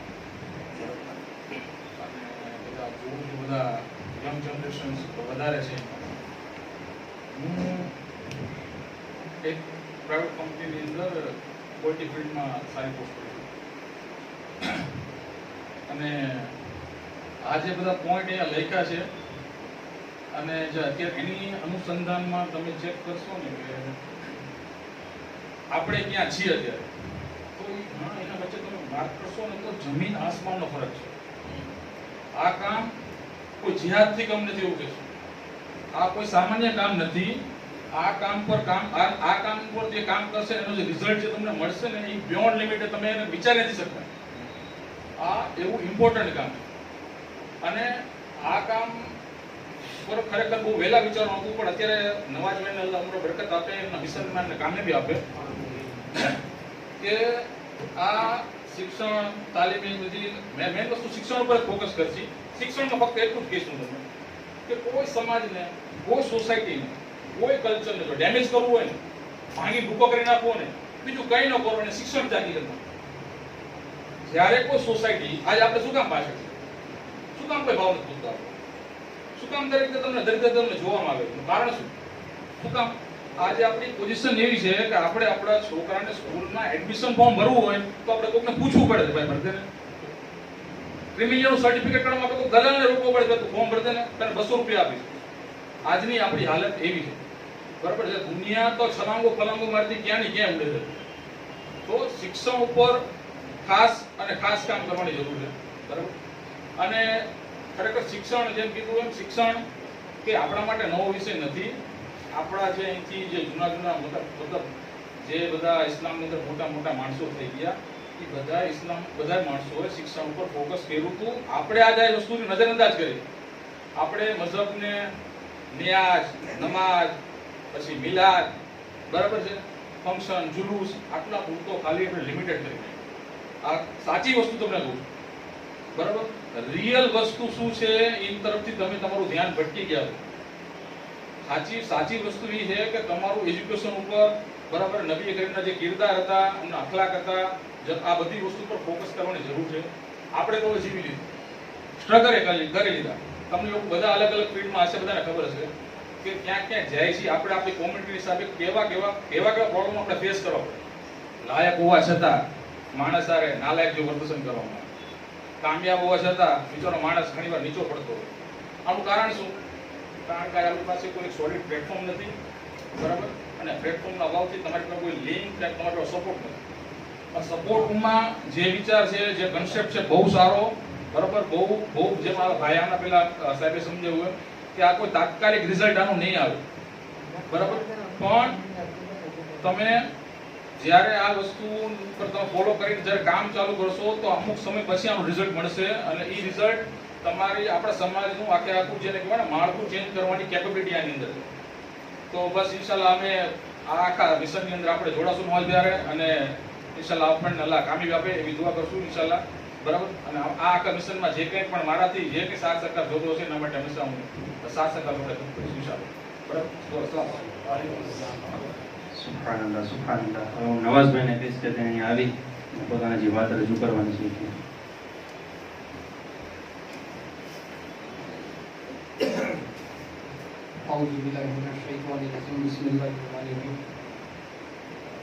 વાત એજ્યુકેશન લાઈનની છે. તેમ સબીરભાઈએ કીધું એ રીતે તમારા જે બાળકો છે એની અંદર પ્રતિભા શું છે એને તમે ઓળખો. એની અંદર ટેલેન્ટ શું છે તમને બધાને ખબર જ છે કે ભાઈ મારું બાળક છે એ એજ્યુકેશન લે છે, પણ એજ્યુકેશન સિવાય એની અંદર ટેલેન્ટ શું છે. આજે સપોઝ કોઈ પણનું બાળક હોય એની અંદર કાંઈક ને કંઈક પ્રતિભા હોય જ, બરોબર. તો એવી જ રીતે આપણે એમાંથી પણ બે ધ્યાન છીએ. અને બીજી બાજુ કે સરકારની યોજનાઓ છે એ ઘણી બધી યોજનાઓ છે જે આપણા માટે એક એમ કહી શકાય ને કે આગળ એમાં આપણે વધી શકીએ. એના સપોર્ટથી આપણે ઘણી ઊંચાઈઓ શિખરના સર કરી શકીએ, પણ એ બાબતે પણ આપણે ઘણા બધા ગફલત ભરીએ છીએ.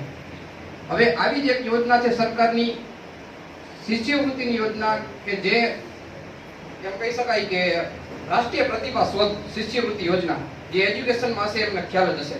રાષ્ટ્રીય પ્રતિભા શોધ શિષ્યવૃત્તિ યોજના.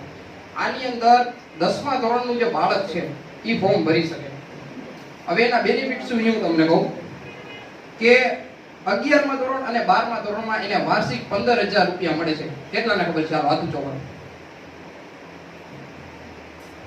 2 જણા 3 જણા. શું કામ? 3 એજ્યુકેટેડ છે, 2 શિક્ષક છે, બાકી બીજા કોઈને ખબર હતી? હવે આમાં કેટલાયના બાળકો 10મા ધોરણમાં નીકળી ગયા હશે, કેટલાયના બાળકો 10મા ધોરણમાં હશે. તમારી આજુબાજુમાં રહેતા હોય એવા લોકોને પણ તમે આ વાતની માહિતી આપો. 12મા ધોરણમાં અને 11મા ધોરણમાં વાર્ષિક 15,000 રૂપિયા. ગ્રેજ્યુએશન માટે અને પોસ્ટ ગ્રેજ્યુએશન માટે વાર્ષિક 24,000 રૂપિયા. ખાલી એક જ પરીક્ષા આપવાની. અને માળખું તો કોઈ પણ જાતની એમાં આવકનો દાખલો આપવાની જરૂર નથી. ગમે એટલી આવક હોય, વાર્ષિક આવક એ વ્યક્તિની ગમે એટલી હોય એ વ્યક્તિ ફોર્મ ભરી શકે એના બાળકનું. અને તમારે પણ ફોર્મ ભરવાનું નથી, ફોર્મ સ્કૂલ વાળાએ ભરવાનું છે. બોલો કેટલાને ખબર હતી? કોઈને ખબર નહીં હોય. સ્કૂલ વાળાએ આ ફોર્મ ભરવાનું હોય. આપણે કોઈ સ્કૂલે જઈને પૂછ્યું?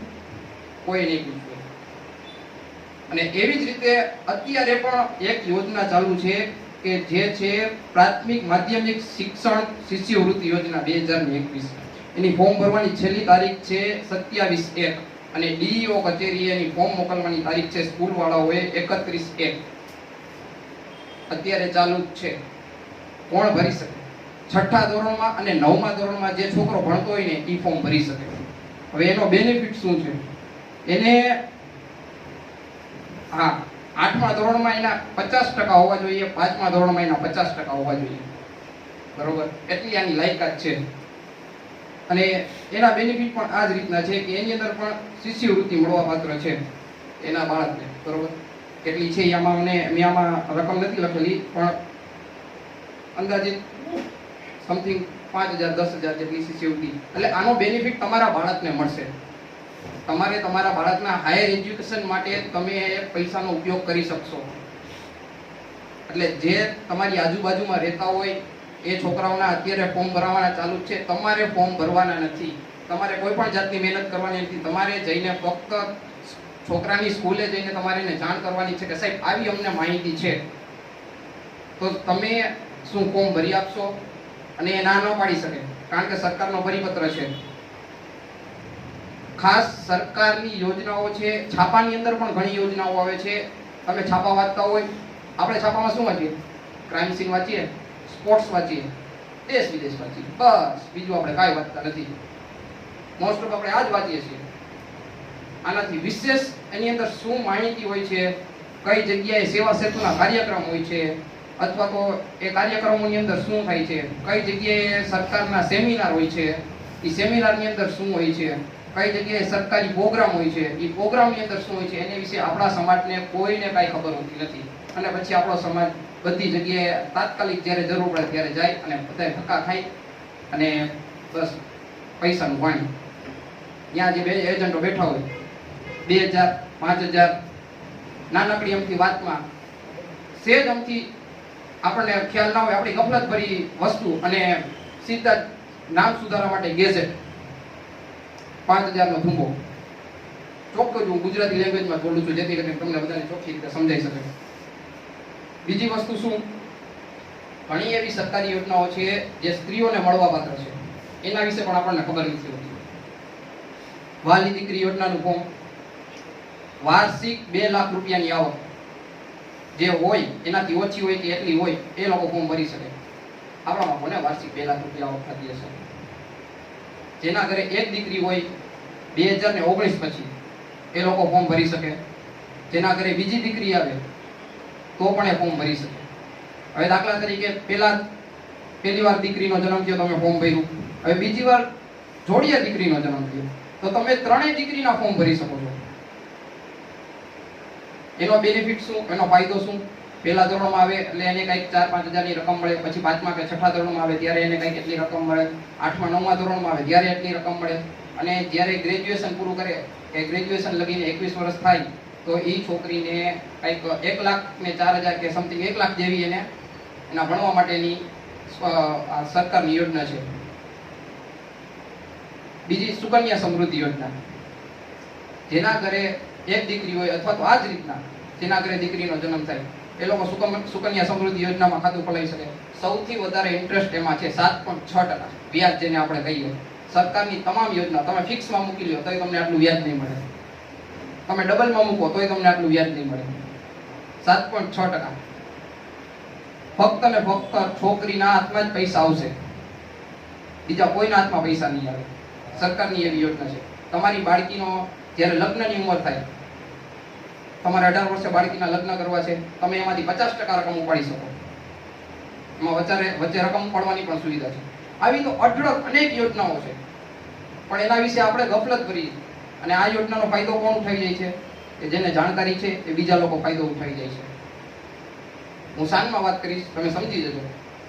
ઘણા લોકો એવા છે કે જે લોકોને ખબર છે કે આમાં શું શું થાય છે, એ લોકો ફાયદો ઉઠાવી જાય. આપણા જેવા જે હકદાર હોય એ લોકો નથી ઉઠાવી શકતા. થાય છે, બધું થાય છે. અને ઘણા લોકો એવા છે કે ભાઈ જે ઇન્કમમાં નથી આવતા એ પણ ઇન્કમ એની દર્શાવીને એ લોકો ફાયદો ઉઠાવે છે. એજ્યુકેશનમાં જે છે એ લોકોને ખ્યાલ જ હશે, જે લોકો સરકારી કામકાજમાં ગયા છે એ લોકોને બધાને ખબર જ છે. બીજું, આપણે જે દેશમાં રહી છીએ ને એ દેશના નિયમની જ આપણને ખબર નથી. બિસ્મિલ્લાહિર્રહમાનિર્રહીમ. હવે આ બધા ટોપિકની ઉપર તો વાત માશાઅલ્લાહ થઈ ગઈ છે. તો હું એક બિઝનેસમેન છું, તો હું મારા બિઝનેસને રિલેટેડ તમને પ્રેક્ટિકલ દાખલો આપીશ. ઇન્શાઅલ્લાહ તમે એ વસ્તુ પર સમજી શકશો કે ખાલી એક ગાઈડલાઇન્સ છે ને માણસને ક્યાંથી ક્યાં પહોંચાડે છે. જેમ કે અમારા બિઝનેસની અંદર જે માશાઅલ્લાહ અમારા બિઝનેસ ભાઈઓ છે એ સમજી શકશે વાતને. જેમ કે એક હોય છે વેપાર અને એક હોય છે મેન્યુફેક્ચરિંગ અને એક હોય છે મજૂરી કામ. તો આપણે અહીંયા લગભગ જો પટેલનગરમાં જોઈએ છે ને તો લગભગ માણસો આપણા વાળા જે મજૂરી કામ કરતા હોય છે અને બાકી હોય તો એ મેન્યુફેક્ચરિંગ કરતા હોય છે. પણ એ લોકોને એ વસ્તુની ખબર નથી હોતી કે ભાઈ આપણે જે આ મેન્યુફેક્ચરિંગ છે ને એ માર્કેટમાં આપણે કેવી રીતે એને પહોંચાડવું. જેમ કે તમને એક દાખલો દઉં કે ભાઈ નાના કોઈ કારખાનાવાળા હોય, 100 રૂપિયામાં વસ્તુ બનાવે છે, બરાબર છે. પછી એ માની લો મોટા સેન્ટરમાં જેમ કે હૈદરાબાદ છે, બેંગ્લોર છે, ચેન્નઈ છે, સારા સેન્ટરમાં એ લોકો ડિસ્ટ્રીબ્યુટર રાખે છે. ડિસ્ટ્રીબ્યુટર શું કરે, એ અહીંથી આપણી પાસેથી 100 રૂપિયાની વસ્તુ છે 120 રૂપિયામાં લે. કેટલામાં? 20 રૂપિયામાં. આપણને 20 રૂપિયાનો પ્રોફિટ થયો. એ લોકો એ વસ્તુને 150માં વેચે, એટલે એ લોકો 30 રૂપિયાનો પ્રોફિટ લે. હવે એ લોકો અહીંયા આપણી પાસે 40 દિવસની ક્રેડિટ લે. કેટલાની? 40 દિવસની. અહીંયા ઓર્ડર લખાવે, આપણને ત્યાં માલ પહોંચ્યા પછી 40 દિવસે પેમેન્ટ કરે. એટલે ત્યાં એ લોકો છે ને કેશની સિસ્ટમ હોય ત્યાં, કારણ કે ત્યાં એ લોકો રિટેલમાં કામ કરતા હોય એટલે ત્યાં એ લોકોને ડાયરેક્ટ કેશ મળી જાય. અથવા તો વધારે ને વધારે બહુ વધારે માર્જિનથી કામ કરે ને તો અઠવાડિયાની પેમેન્ટની સાયકલ હોય એમની. હવે એ વસ્તુની આપણને ખબર હોતી નથી. આપણે શું કરીએ, અહીંથી માલ બનાવી મેન્યુફેક્ચરિંગમાં કેટલું ઇન્વેસ્ટમેન્ટ જોઈએ, કેટલા માણસોને હેન્ડલ કરવા જે બનાવે છે એમને ખબર છે, બરાબર. કોઈ ખાલી 20 રૂપિયાના પ્રોફિટથી ત્યાં ધંધો કરે અને સામેવાળા શું કરે, ટ્રેડિંગ કરે. શું કરે? ટ્રેડિંગ કરે. એ ખાલી આપણા પૈસા ટૂંકમાં અહીંથી માલ મંગાવે, માલ આપણે મોકલો, સામે પાર્ટીને માલ પણ દઈ દે, ત્યાંથી પેમેન્ટ પણ લઈ લઈએ, આપણા પેમેન્ટે વળી પાછો બીજો માલ મંગાવે. એટલે આ જે આખી સાયકલ છે ને એ આપણને ખબર, આપણને તો અહીંયા એમ જ હોય કે આ લોકો યાર આપણા એટલો નફો આ લોકોને મળતો નહીં હોય ને આ લોકોને ઓલા 2 મહિના પૈસા દે, આપણને એમ લાગે. પણ ખરેખર એવું હોતું નથી. એનું રીઝન આપણને ખબર નથી. એનું કારણ છે કે આપણી પાસે કોઈ પ્લેટફોર્મ નથી. જેમ કે સપોર્ટ ઉમ્માનું જે પ્લેટફોર્મ છે તેમાં અલ્હમ્દુલિલ્લાહ એજ્યુકેશનને રિલેટેડ જે માહિતી મળી છે, ઇન્શાલ્લાહ આપણે એવી કોશિશ કરશી કે બિઝનેસને રિલેટેડ તમને માહિતી મળે કે ભાઈ આજે તમારી પ્રોડક્ટ જે તમે બનાવો છો તો એની માર્કેટમાં શું વેલ્યુ છે અને એને કેવી રીતે માર્કેટમાં સેલ કરવી. આ લોકો જે વચમાં જે ગાળો લે છે, બરાબર છે, આપણે આટલી મહેનત કરીને 20 રૂપિયામાં વસ્તુની વેચી અને એ લોકો ખાલી ટ્રેડિંગ કરીને આટલા રૂપિયા કમાય, તો આપણે કેવી રીતે ડાયરેક્ટ એ વસ્તુને સેલ કરી શકું. બીજી વસ્તુ એવા કેટલા ડિજિટલ પ્લેટફોર્મ છે જ્યાં વસ્તુ વેચાય, જેમ કે એમેઝોન છે, ફ્લિપકાર્ટ છે, ત્યાં તમે તમારી વસ્તુ ખાલી ફોટોગ્રાફી કરીને ગમે એની પાસે પરચેસ કરીને વેચી શકો છો. એમાં તમારે કોઈ ઇન્વેસ્ટમેન્ટની જરૂર હોતી નથી અને એટલો માર્જિન મળી શકે છે. પ્લસ બીજી એક વાત કહું, બીજી એક વસ્તુ અમને જે અનુભવ થાય છે કે અમે આજે માની લો કે ટુરિંગ બિઝનેસ ટૂર માટે બહાર ગયા હોય તો ત્યાં જઈને જે જોઈએ ને તો એક મગજ કામ ન કરે. તમે જાઓ ને તો 1-1 કરોડના શોરૂમ હોય, બરાબર, તો ત્યાં રાજસ્થાની હોય. તમે 2 શોરૂમ મૂકો ને તો એના ભાઈ ત્યાં બેઠો હોય, ત્રીજા 2 શોરૂમ મૂકે ને તો એનો ભત્રીજો ત્યાં હોય, સામે જાવ ને તો એનો ચાચા હોય. ટૂંકમાં આખું ખાનદાન એમાં ને એમાં હોય. એ લોકો શું કરે, એ લોકો પોતે છે પ્રોપર રાજસ્થાનના. આવા મોટા મોટા સેન્ટરમાં જઈને એવું નથી કરતા, પોતે એક શોરૂમ ઓપન કર્યો, એમને એમ લાગ્યું કે આપણો બિઝનેસ બરાબર ચાલે છે તો એમના ભાઈને ત્યાંથી લઈને બાજુમાં આ વસ્તુ કરાવે છે. એ લોકો એમ નહીં કે ભાઈ એ લોકોને નોકરીમાં કરાવ્યા રાખે. એ પોતાની આખી માર્કેટ હોય. આજે 500 શોરૂમ હોય ને તો એમાં સમજો કે 400-450 શોરૂમ ખાલી આ લોકોના હોય છે. એનું રીઝન છે કે એ લોકોમાં યુનિટી છે. જ્યારે આપણે અહીંયા શું છે, એક ભાઈ બિઝનેસ કરે છે તો બીજો એને સલામ કરવામાંથી પણ આગળ હોય છે. અને એવું નથી કે એ આપણા ભાગનું રિસ્ક લઈ જશે. તમે એને ખાલી સાચી ગાઈડલાઇન્સ આપશો ને કે ભાઈ જો તું જે આ વસ્તુ કરસ ને તારા માટે પ્રોપર માર્કેટ આ જગ્યા છે, તો ઇન્શાઅલ્લાહ તારી પ્રોડક્ટ ત્યાં મૂકીશ ને તો આ રીતે ચાલશે. તો એ બધી વસ્તુ માટે એક વસ્તુની જરૂર છે કે સપોર્ટ ઉમ્માજી છે, જે પ્લેટફોર્મ આપે છે તમને શિક્ષણ માટે, જે તમને પ્લેટફોર્મ આપે છે બીજી બધી વસ્તુ માટે. તો ઇન્શાઅલ્લાહ જે મૌલાના નવાઝે કામ લીધું છે ને, ઇન્શાઅલ્લાહ અમે પણ એમાં સાથ સહકાર આપશી. ઇન્શાઅલ્લાહ અમે બધા બિઝનેસ ભાઈઓ, અને ઇન્શાઅલ્લાહ આપણે બીજું કાંઈ નહીં તો પણ પ્રોપર ગાઈડલાઈન ઇન્શાઅલ્લાહ જરૂર આપશે ને જ્યાં અમારી જરૂર પડે ઇન્શાઅલ્લાહ અમે નવાઝ મૌલાનાની સાથે છીએ. અસ્સલામુ અલૈકુમ વરહમતુલ્લાહ.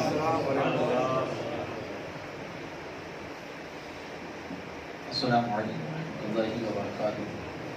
હવે હું ગુજારિશ કરીશ કે આપ પણ સરકારી નોકરી કરો છો તો 2 વાત આપને રજૂ કરો. કારણ કે જે હું બોલું એ ક્યાંક વાંચેલું કે કોઈકનું સાંભળેલું બોલું, પણ જે અનુભવ બોલે એ સૌથી સર્વોપરી હોય. તો હું પણ કહીશ કે આપ 2 શબ્દ બોલો. આપણી પાસે વખત તો થોડો છે કારણ કે 11 વાગે લોકડાઉનમાં આજથી નિયમ આવેલ છે. તો આપણે શરૂઆતથી પણ નિયમનું ઉલ્લંઘન કરવાની ઈચ્છા નથી. ઇન્શાઅલ્લાહ તાલા 11 વાગ્યા પહેલા આપણે ઘરે ચાલીએ જેવી ઈચ્છા છે. અને મદ્રસો છે આ એક ટ્રસ્ટની અમાનત છે, તો આપણે ઈચ્છા એવી છે કે ટ્રસ્ટની અમાનતને કોઈ ખલેલ ના પડે. 2 મિનિટ આપ વાત કરો. અસ્સલામુ અલૈકુમ વરહમતુલ્લાહ. રાજકોટ મહાનગરપાલિકામાં 35 વર્ષથી આ નોકરી કરું છું. પોણા 2 વર્ષ બાકી છે નોકરીમાં. જે એક બનો મૌલાના સાહેબે કીધું, હજરત કહી ગયા, આપણે બહુ બધા નોખા છે. મને ખ્યાલ છે 35 વર્ષની અંદર કોર્પોરેશનમાં જ્યારે પણ ભરતી આવી છે, મેં કેટલાય લોકોને આપણા કીધું છે છોકરાઓને કે ભાઈ તમે એજ્યુકેશનમાં આગળ વધો તો કામ લાગશે. હમણાં જ 6,675 ઉમેદવારો આવ્યા હતા. કોઠારિયા રોડ ઉપર સ્વિમિંગ પુલ છે, અહીંયા ભરતી હતી ફાયર બ્રિગેડ શાખાની.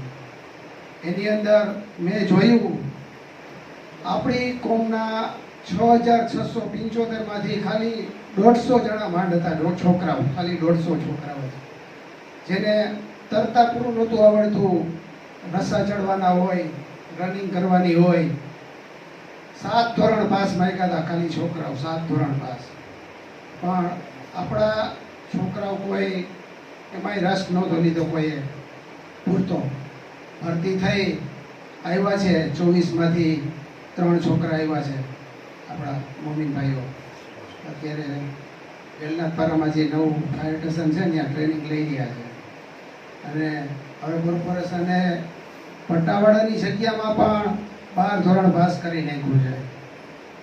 અને ક્લાર્કમાં એમાં તો ગ્રેજ્યુએશન આવી ગયું છે. 12 ધોરણ પાસનું કોઈ મહત્વ નથી ગયું. એટલે તમે જેટલું બને એટલું તમારા બાળકોને ભણાવવામાં ધ્યાન આપશો. દિનની તાલીમ પણ આપો.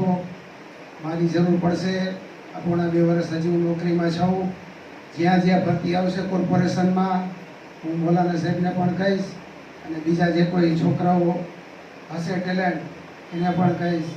હજી પણ ફાયર બ્રિગેડમાં પાછી ભરતી આવવાની છે, તો સ્વિમિંગમાં પણ તમે ટ્રેનિંગમાં છોકરાઓને મોકલતા જાઓ. દોડવામાં ધ્યાન દો. હમણાં 2 મહિના સુધી પોલીસ ખાતાની ભરતી ચાલુ છે પોલીસ હેડક્વાર્ટરમાં, પણ આપણા છોકરાઓ જોવા નથી મળતા આપણી કોમના. બીજા બધા આખા રેસકોર્સને ચકેડા મારતા જોયા છે મેં. સવારમાં 6-6, 5-5 વાગ્યામાં ઉઠીને. આપણા છોકરા 7 વાગ્યા લગી તો ઉઠતા નથી પથારીમાંથી.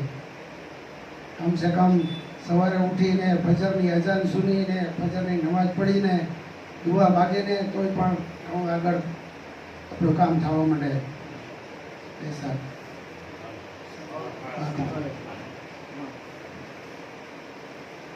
હવે ઓલમોસ્ટ બધી વાત આપણી નજર સમક્ષ આવી ગઈ છે. હવે વધારે વાત ન કરું અને ઇન શોર્ટમાં એટલું કે આ બધા વાત થઈ કે બિઝનેસ ગાઈડલાઇન્સ કે પછી એજ્યુકેશન ગાઈડલાઇન્સ કે ઇલ્મે દીન ગાઈડલાઇન્સ, દરેક એતબારથી એક આપણી ઓફિસ બનશે. પહેલી વાત, કારણ કે જવું ક્યાં? હજી બધાને કોઈ પર્સનલી મળવાનું નથી. કોઈ મને પર્સનલી મળે, નવાઝભાઈને, ઇરફાનભાઈને કોઈ પર્સનલી નહીં મળે. એક ઓફિસ આપણી બનશે. જલ્દી વાત કરું છું. એ ઓફિસની અંદર દરેક પ્રકારની માહિતી ત્યાં હશે.